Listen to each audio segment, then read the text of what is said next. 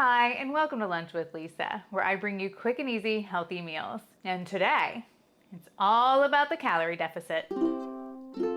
It's Lunch with Lisa.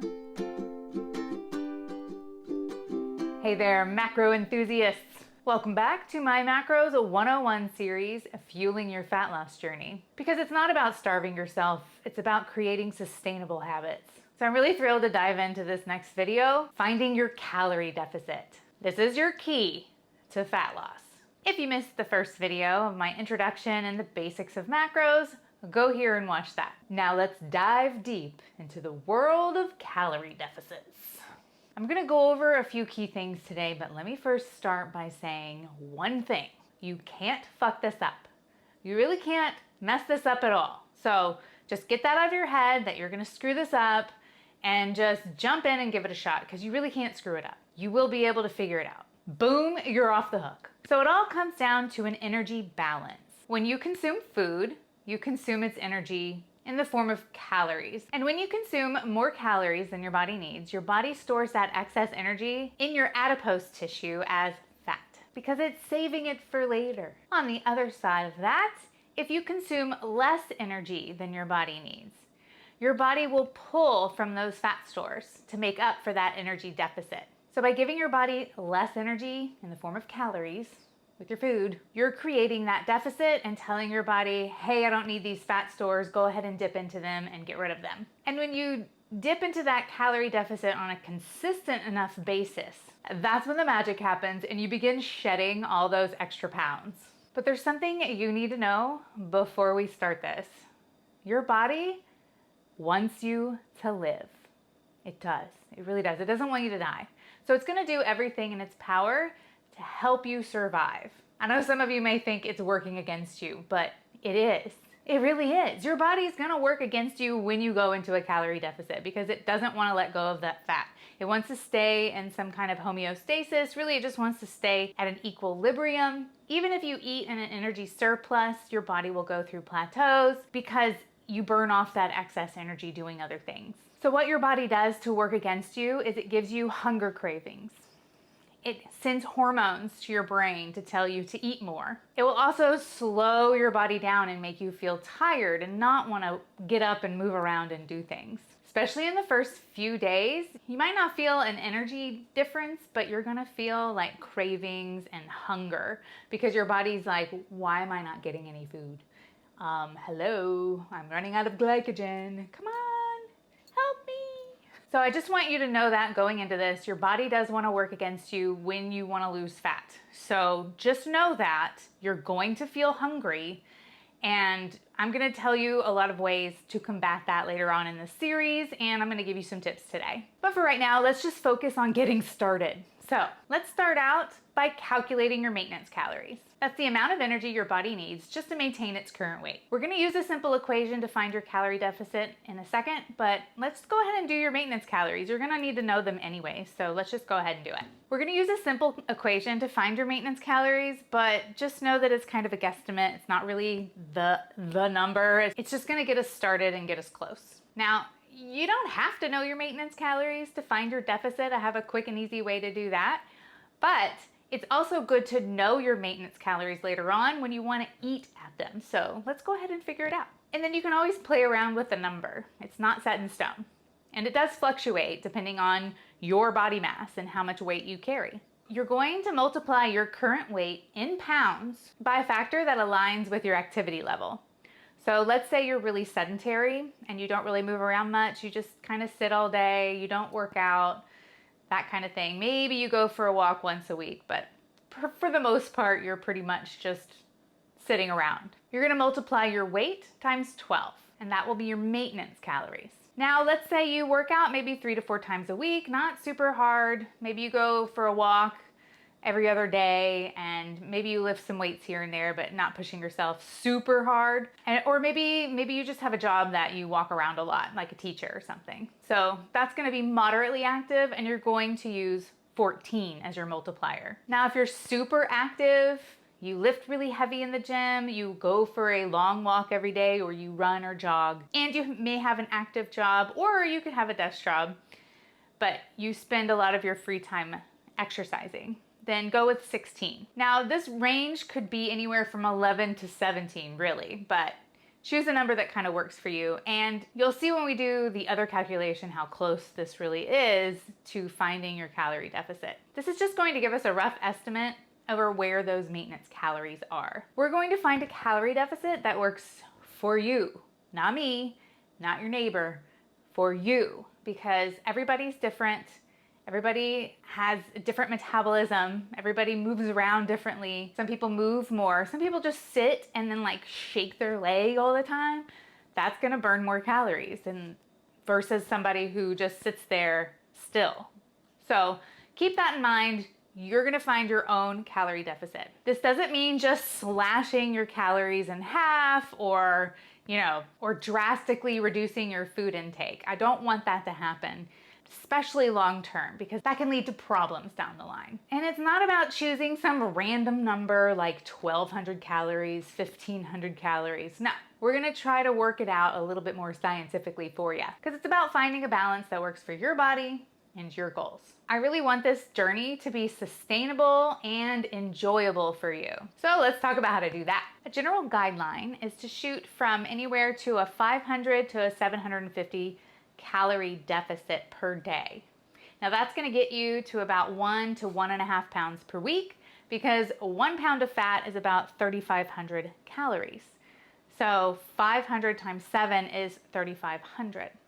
Ideally, if you weren't eating 500 calories per week, that's a 3,500 calorie deficit that your body would then need to use your fat for.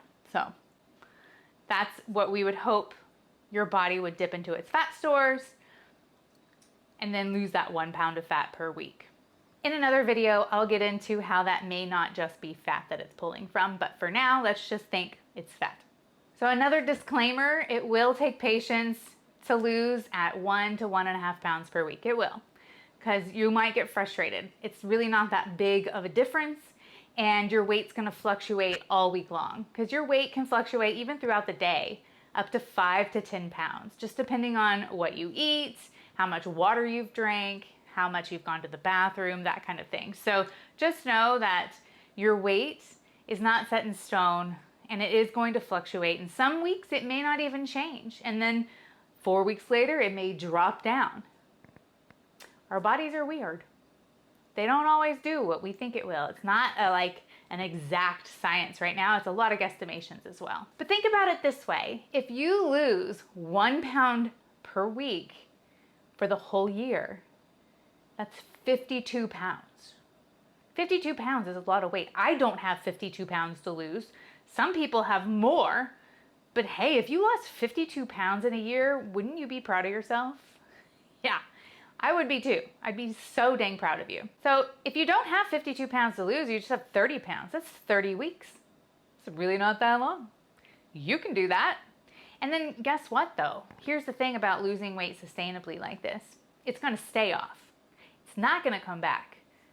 When you lose weight really, really fast, oh, that stuff just comes right back. It sucks. And I'm like, what?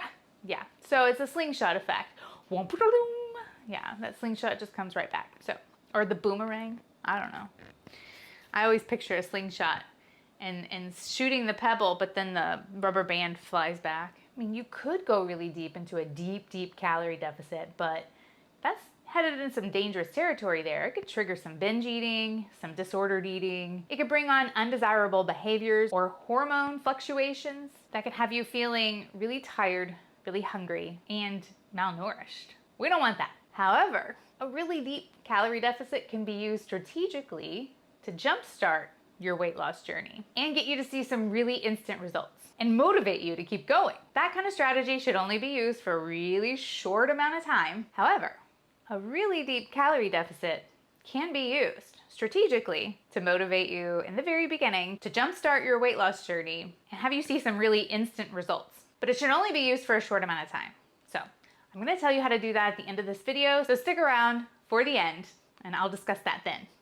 But for now, let's just shoot for 1 to 1.5 pounds a week. So here's a really easy way to find your deficit instead of counting back from your maintenance calories. think of your goal weight. If you have a lot of weight to lose, think of a closer goal, like maybe 10 to 20 pounds away. But if you only have maybe 10 to 30 pounds to lose, think of that goal weight. Now you're just gonna multiply that goal weight by 12, and that will be the amount of calories that you eat. So let's say you weigh 150 pounds and you wanna weigh 130 pounds. Just wanna lose 20 pounds. So if you multiply 130 by 12, you're going to get 1,560. So your goal is to eat 1,560 calories every day. And then you'll want to break it down into your macros, with the protein being the most important. It helps you feel satiated and full, and it takes up a lot of energy for your body to process, and it gives your body the building blocks it needs to build muscle, which is what you want to do, not lose muscle. So you want to eat around 1 gram of protein per pound of your goal body weight. So if you wanted to weigh 130 pounds, you want to eat 130 grams of protein. So then right there, that is a portion of your calorie intake. And for every gram of protein, it's 4 calories. So you would multiply 130 times 4.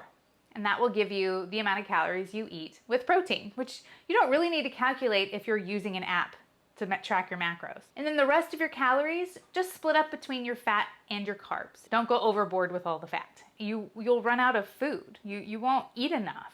It's really dense in calories. So 1 gram of fat is 9 calories and only 4 calories per 1 gram of carbs. So just keep that in mind. That equation works pretty well because if you were 150 pounds and you were finding your maintenance calories, which could be anywhere from 1,800 to 2,400 depending on your activity level, if you were to subtract 500 or 750 from that range too, then your calorie deficit could be anywhere from 1,050 to 1,900 calories.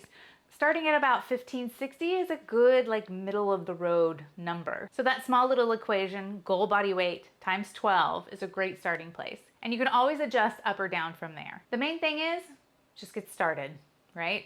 All right, now we're gonna discuss the importance of tracking. All right, to ensure you're on the right track, tracking your food becomes vital. How will you know if you're eating in a calorie deficit if you don't know how much you're eating? Oh, Lisa, but I hate counting my calories and weighing my food. It's so time consuming. Yeah, I get it.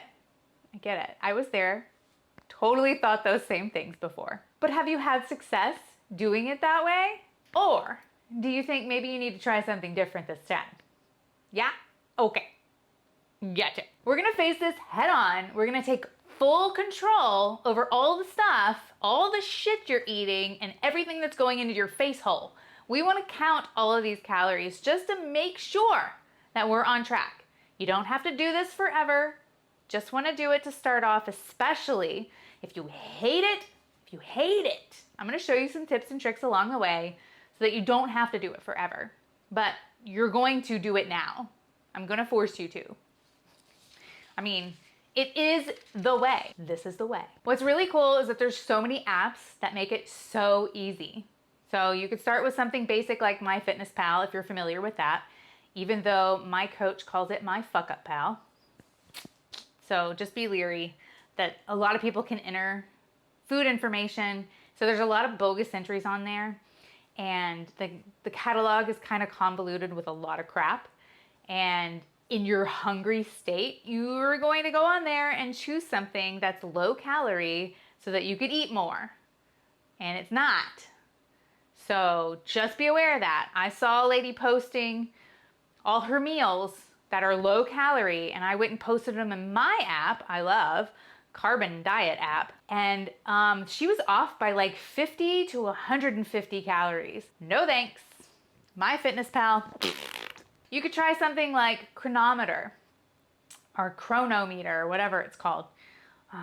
There's a really good one I just found called Mike's Macros. It's free, it's simple, and the database is totally controlled, so there's not any bogus entries. People just can't add to it at will like MyFitnessPal. And it's really simple, super simple. But you could also use Carbon Diet, which is very comparable and about the same price as MyFitnessPal, and I love it. It's helped me a lot. And it has a little coach inside of there too that helps you with your calorie intake. So it fluctuates. If you're losing too fast or if you're losing too slow, it'll help you find that optimal calorie deficit for you. I love it. The way to make this process the easiest for you is by planning all your meals out inside of your app before you start your day. So you're gonna plan out your meals tonight that you're gonna eat tomorrow. Input all the food that you want to eat tomorrow.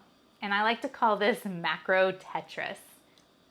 How will planning your first day look like? Let's start with the food you already eat. This is counting macros. It's flexible dieting. It honestly is gonna work with pretty much anything that you eat, and we'll just tweak it along the way to make sure it's the healthiest thing for you, but it does allow you to have your treats and stuff when you desire them, or set yourself up to have them later so that you don't binge on anything. Because I'm about helping you create a really good relationship with food and not tell yourself that you can't have anything. So just know that.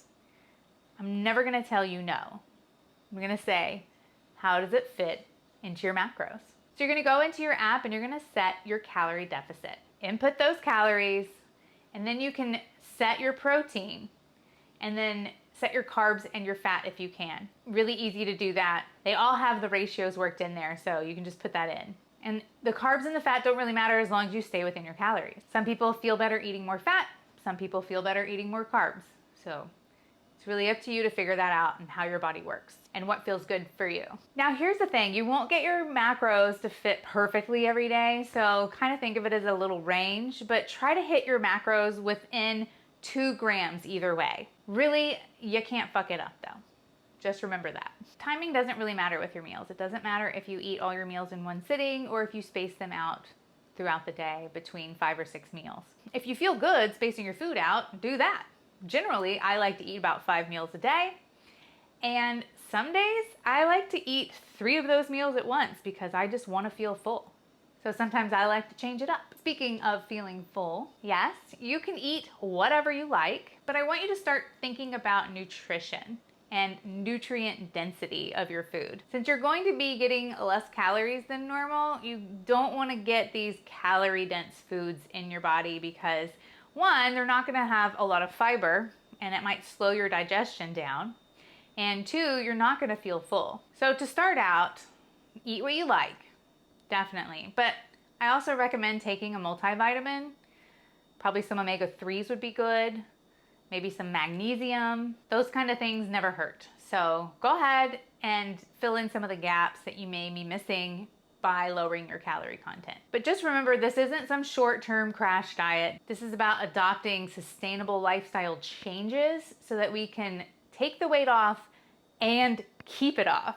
So if you're not gonna change your habits and the foods that you eat and try to pick better choices, then when you get out of your calorie deficit, you're gonna eat more of these calorie-dense foods and probably gain some of that weight back. So I do want you to prioritize making better food choices, prioritizing moving your body, finding something you enjoy doing, and prioritizing those nutrient-dense foods. Think of this as kind of like a self-discovery. You get to play with your food, figure out what flavors you like, what you like cooking, or things you enjoy eating, different recipes, which I will give you here. Definitely, I'll give you lots of recipes. I already have a bunch you can start with. So it's just an opportunity to challenge yourself. Discover your favorite healthy meal, or turn some really calorie-dense meals into nutrient-dense meals. I want you to embrace a more balanced approach in eating, especially if you've been eating a lot of fast food, or if you've been eating a ton of calorie-dense, high-fat, low-volume food. All right, so now I'm gonna tell you how to jumpstart your calorie deficit, and I'm gonna talk about handling your diet fatigue. So let's get into that. This is what you've been waiting for, right? How do I deep dive? So you're just starting out tracking your macros. You're gonna be super motivated right here in the beginning. So this is your chance to use this motivation to do something a little bit drastic, but only short term. Say it with me. I will only do this 1 week or 2. Say that again. I will only do this 1 week or 2. No longer, okay? This is short term. So as you get further in your journey, you're gonna lose that motivation, so let's take advantage of it now. This JumpStart is going to give you more motivation to keep going. So this is a good thing. So what I want you to do is take your goal weight and you're going to multiply it by 8. This is going to give you a really deep calorie deficit that you're only going to do for 1 or 2 weeks. Remember, 1 or 2, short term, short term, short term. I want you to do this and keep your protein the same. So you're going to keep eating 130 grams of protein if you want to be 130 pounds. You're just going to be eating at a lower calorie deficit. 1 to 2 weeks. So after 1 or 2 weeks, you're going to then jump back to your other calorie deficit, your normal one, the one that we multiplied by 12. Okay, jump back to that one. If in another week or 2 you're feeling really hungry, you might be getting what's called diet fatigue, but stick with it. Diet fatigue comes on months later usually, so you might not need to do this right away, or you can do this monthly and just cycle this thing out where you do this deep calorie deficit for 1 week, then go to your calorie deficit, your normal calorie deficit, and then slowly work your way back up to maintenance calories right before you dip down into that deep calorie deficit. So that's one way you could utilize the deep calorie deficit dive. Otherwise, just stick with your normal calorie deficit and tough that out. And if you do feel a little bit stalled or something, you can always lower your calories by 100 or 200 or take longer walks. So that's another way to kind of jumpstart that fat loss if you feel it kind of plateau, but don't do anything if it's plateauing after just a week or 2. Just stick with it. Stick with your calorie deficit. Make sure you're double checking yourself when you're weighing all your food and you're eating. Make sure you're not eating any little bites or licks or anything else, because that can add up really fast. So here's what to do if you're feeling fatigued. So if you're feeling hungry, like especially hungry, and you're obsessing over food a lot, then I want you to eat in your maintenance calories for about a week or 2 until you feel full, until you feel satiated. Then go back into your calorie deficit. But if you're fatigued counting calories and weighing everything, here's what I want you to do is take a week or day, however long you need, and just don't count your calories. Don't weigh anything, but don't change up what you're eating. Eat what you've always been eating and know your portion sizes, or try to get your portion size close to what you're eating before. Don't eat more, just eat the same amount. Don't have to track it, don't have to weigh it, just kind of eyeball it. You should have some practice by now to do that, but don't do that in the beginning. You need to be weighing and tracking your food so you know how much you're eating. Doing things like this keeps your head in the game, and I'm going to tell you some more tips along the way in upcoming videos, and we'll discuss more of this and what to do to keep yourself going, because it gets rough. Like, calorie deficits are not fun, fast, and easy. They're not. It takes time, and you can peter out with the motivation. So it's okay to take breaks every now and then. We're not in a race. You won't lose progress from just eating more at one meal or even a whole day. Sure, you might see a fluctuation with your weight, but that's not gonna be fat. It's gonna take you eating in a surplus of 3,500 calories in order to gain 1 pound of fat back. So just know that's just water weight. It's just fluctuations with your glycogen stores are refueling. You have more food in your belly because you ate more, so that's gonna weigh a little bit more. It may make your belly protrude a little bit, but that's not adding fat to your body. That's just food in there. It's gonna come out. And if you ate something salty, your body's gonna retain that water. And if you ate a lot of carbs, your body's gonna retain some more water, and it's gonna fill up all your energy stores for your muscles, and that'll feel really good when you go work out again. So don't worry about taking diet breaks when you need them. This isn't a race. We're just looking for a long-term, sustainable way to lose fat. And if you gain some back, you're gonna take these steps again in order to get them off. You really can't fuck this up. You really can just do it again. Remember, everyone's calorie needs and deficits may vary. So it's essential to really listen to your body, and if you need to, consult with a professional. You could totally contact a registered dietitian or a healthcare professional. Stay in action, stay consistent, and don't forget to celebrate all your progress along the way, even the small ones. Celebrate that. You can tell me if you need to tell somebody. Leave a comment. All right, keep learning, keep experimenting, keep exploring your calorie deficit and what works for you. And join me in our next lesson as we uncover the power of protein, and how it plays a crucial role in optimizing your nutrition and reaching those fat loss goals. Till then, keep rocking those macros, and I'll see you soon. It's lunch with Lisa.